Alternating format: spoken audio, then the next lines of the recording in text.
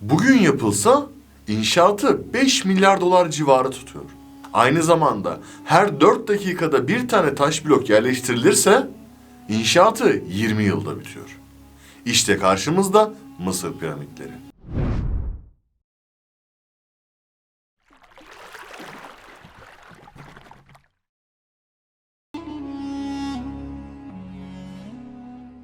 Mısır piramitleri deyince benim ilk aklıma şu soru geliyor. Mısır piramitleri Türkiye'den kaçırıldı. Bunun hakkında ne düşünüyorsunuz? Sizce Mısır piramitlerini nasıl kaldırıp kaçırmış olabilirler? Bence herhalde bu olayı gümrükten bir balanslar olması lazım ki kaçınsınlar. Yoksa imkanı yok, çıkacak. Avrupa'da biliyorsunuz ki öyle bir güvenlik önlemi var ki Türkiye dışında her yerde didiklik çantanız aranıyor veya başka türlü alarmlar var. Zannediyorum gümrükle bir bağlantısı olan kişilerin kaçırması lazım. Herhalde bu muhtemelen havaalanından veya karayoluyla muhtemelen olmuş olabilir. Keşke durum bu kadar basit olsaydı. Fakat bu durumu çözebilmek için adeta bir zaman yolculuğuna ihtiyacımız var.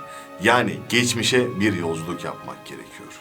Hazır konusu açılmışken zamanda yolculukla ilgili bir video hazırlayacağım sizlere. Henüz çalışmalarım sonlanmadı. İlk siz öğrenmek istiyorsanız kanala abone olmayı unutmayın. Şimdi gelelim konumuza. Bu Mısır piramitlerini kim yaptı, niye yaptı? Önce bu sorulardan başlayarak gizemi çözmeye çalışalım. İlk piramitimiz Zoser piramidi. Aşağı yukarı milattan önce 2650 yıllarına tekabül ediyor. Bu piramidi diğerlerinden ayıran özellik ise merdivenli olması. Tabii bir de girişinin merdivenin en üst basamağında olması. Ondan sonra gelecek olan 100 piramitten onu ayıran kısım ise bu. Dönemin kralı tarafından yaptırılıyor. Yani firavun. Yani anlayacağımız üzere kral burada kendine mezar yaptırıyor aslında. Her kral kendinden bir öncekinden daha büyüğünü yaptırıyor.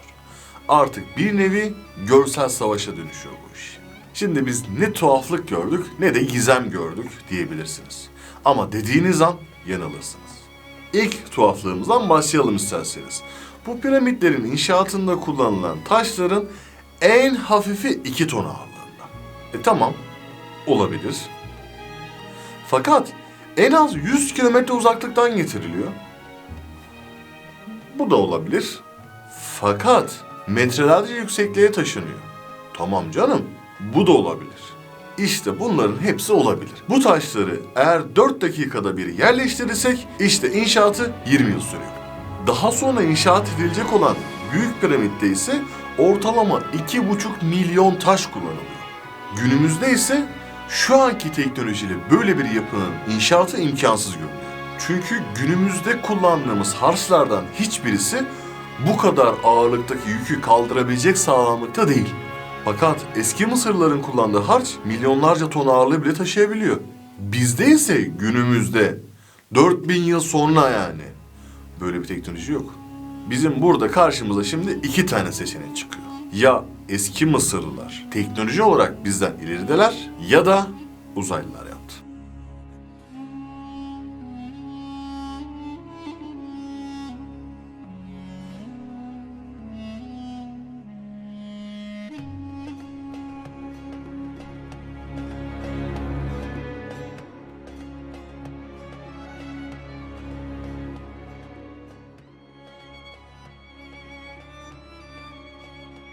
Bu uzaylı fikri biraz garip geliyor bizlere.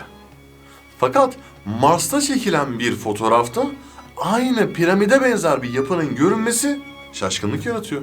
Mars'ta piramidin ne işi var ki? Tabii piramidin yapımında bizim de yürüttüğümüz tahminler var. Yani sarmal bir yöntem kullanıldı. Taşlar kaydırılarak tepeye kadar çıkarılıyordu. İnşa bittikten sonra ise en dış sarmal kısım yıkılarak bugünkü halini alıyor. Şimdi biraz da teknik özelliklere bakalım mı? Dünyanın en büyük piramidine bir göz atalım. Keops piramidine. Dünyanın 7 harikasından bir tanesi. Ve hala ayakta. Yüksekliği 146,7 metre. Tabanı ise 230,34 metre. Rakamları küsuratlı söyledim. Çünkü 4 yüzeyin toplamı yüksekliğin karesine eşit. Yok artık. 4000 yıl önce piramidi inşa et, bir de üzerine bunu hesapla. Üzerine mezar odası yaptır. Bu mezar odasına yılda 2 defa güneş girsin Biri doğduğu gün, biri tahta çıktığı gün. Allah Allah. Bu da yetmesin gibi bir de piramidin içerisine labirent gibi yap. Piramidin içerisine pis su koy, arınarak çıksın. Süt koy, bozulmasın, yoğurt olarak çıksın. Çöp koy, kokmasın. Tam böyle kafamız allak bullak oldu derken bir de şöyle bir şey söyleyeyim ben size. Büyük piramidin tabanının yüzeyi piramidin yarısının 2 katına bölünürse pi sayısı çıkıyor karşımıza.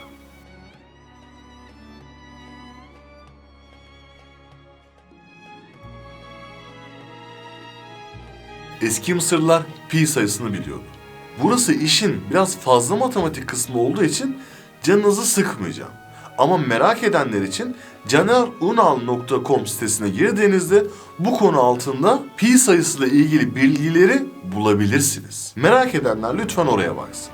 Yani eski Mısırlılar 4000 yıl önce pi sayısını kullanıyorlar. Tamam, yeter. Biraz daha devam edersek sanırım akıl hastanesine gideceğiz. Akıl sağlığımızla oynamayalım.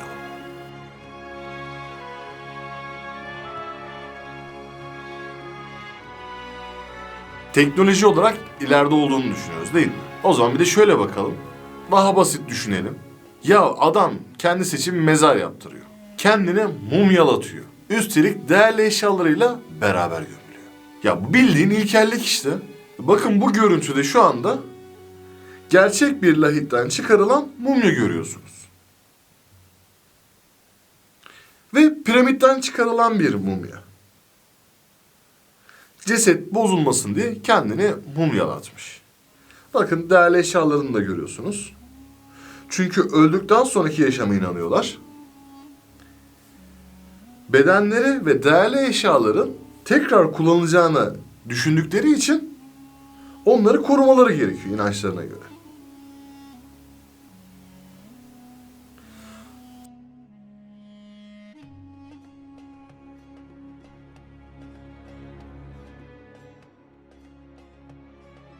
Fakat asıl ilginçlik şurada başlıyor. Cesetleri daha sağlam kalabilmesi için piramitte kuars kullanmışlar. Aynı zamanda dolomit ve aynı zamanda radyoaktif granit kullanmışlar. Bir de mühürlü bakır odaları mevcut. Bütün amaçları ceset bozulmasın diye mi? Sanki biraz daha farklı gibi. O zaman kafamızda şöyle biraz toplayalım mı? Piramidin en tepesinde altın bir üçgen var. Piramidin koridorları radyoaktif granit ile dolu. Aynı zamanda alt kısma kuars döşenmiş. Kilitli bakır odaları var. Piramidin altından nehir geçiyor. Bir saniye ya. Bu bildiğimiz elektrik üretimi. Çünkü basınç altındaki kuars titreşim verildiğinde elektrik iyonları üretir. Elektriği en iyi ileten ise altındır. O zaman eski Mısırlılar elektrik mi kullanıyorlardı? Eğer ki bütün bunlar tesadüfen yapılmadıysa bizden çağ olarak çok ileridelerdi. Kablosuz elektriği kullanıp ve üstüne bir de dağıtıyorlardı.